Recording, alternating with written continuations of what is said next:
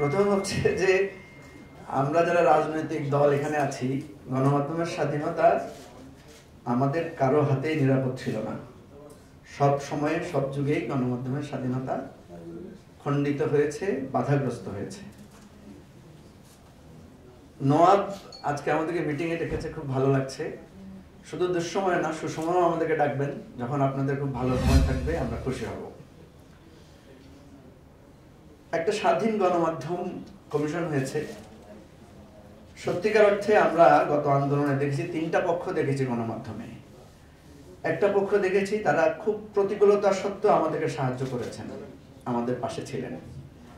একটা পক্ষকে দেখেছি যে যারা বাধ্য হয়ে আমাদের পক্ষ নিতে পারেন নাই, মানে ন্যায়ের পক্ষ নিতে পারেন নাই।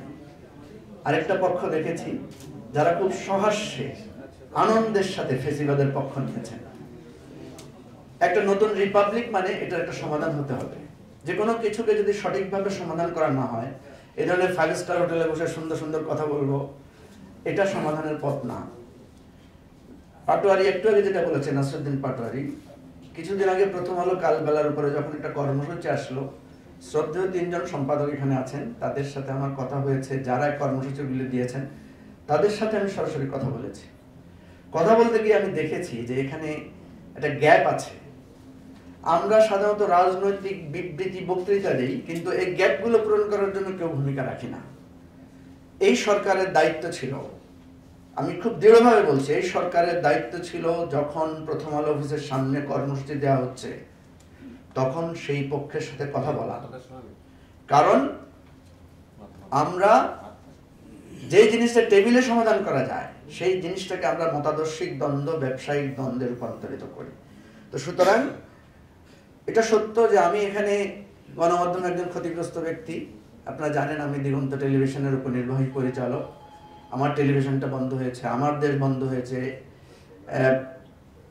21 টিভি বন্ধ হয়েছে, বিভিন্ন সময়ে বিভিন্ন টেলিভিশন পত্রিকা বন্ধ হয়েছে। কিন্তু আমরা এভাবে সম্মিলিত হতে পারি নাই। আমরা কেউ কেউ তাদের দিকে আঙ্গুল তুলেছি আদর্শিক দিক থেকে, কেউ কেউ তুলেছি তাদের নানা অপরাধের কথা বলে। সেজন্য আমি বলবো যে সত্যিকার অর্থে গণমাধ্যম কমিশনের পক্ষ থেকে একটা সমাধান আসা উচিত, এবং নোয়াবও একটা আলাদা সমাধান দিতে পারেন। যেহেতু আপনারা ভিক্টিমাইজ হচ্ছেন বিভিন্ন সময়ে, আপনাদের পক্ষ থেকে একটা কথা বলেন, একটা জিনিস তুলে ধরেন। আমি খোলামেলাভাবে বলছি, প্রথম আলোর বিরুদ্ধে অভিযোগ কি, ডেইলি স্টারের বিরুদ্ধে অভিযোগ কি? যারা অভিযোগ দিয়েছেন দুই পক্ষকে নিয়ে কি বসা যায় না? কেউ কি বসার উদ্যোগ নিয়েছেন? বসেন, কথা বলেন। যদি সত্যিকার অর্থে আমাদের কোনো ব্যাড রিপোর্টিং এর কারণে কেউ যদি ক্ষতিগ্রস্ত হয়, আমরা কেন তাকে সরি বলবো না? কেন সেটা সমাধান করব না? আবার অন্যদিকে কেউ যদি ভুল বুঝে কোনো একটা পক্ষ নিয়ে থাকেন, তার ভুলটাও আমরা কেন সংশোধন করব না? সুতরাং এই জায়গায় আমি বলবো যে আপনারা সবাই এগিয়ে আসেন। একটা নিউ রিপাবলিকের কথা আমরা বলছি, তাহলে সেই জন্য আমি প্রস্তাব দিচ্ছি আপনাদের সামনে, আগেও দিয়েছি, একটা গণ অভ্যুত্থান সনদ আমরা কেন তৈরি করতে পারছি না? গণ অভ্যুত্থানের সকল পক্ষ মিলে আমরা একটা সনদ রচনা করতে কি পারি না? আমরা তো দেখেছি এই বিপদের দিনে প্রত্যেকটা গণমাধ্যমে কেউ না কেউ কোনো না কোনো ভাবে আমাদেরকে সাহায্য করেছেন। তাহলে আমরা যারা সাহায্য করেছেন তাদের সাথে তো আমরা বেইমানি করতে পারি না, তাদের অবদানকে তো ভুলে যেতে পারি না। সেই জায়গাগুলো খেয়াল রাখতে হবে। যারা অন্যায় করেছেন তাদেরকে সঠিকভাবে তাদের জবাবদিহিতা বিচারের আওতায় আনতে হবে।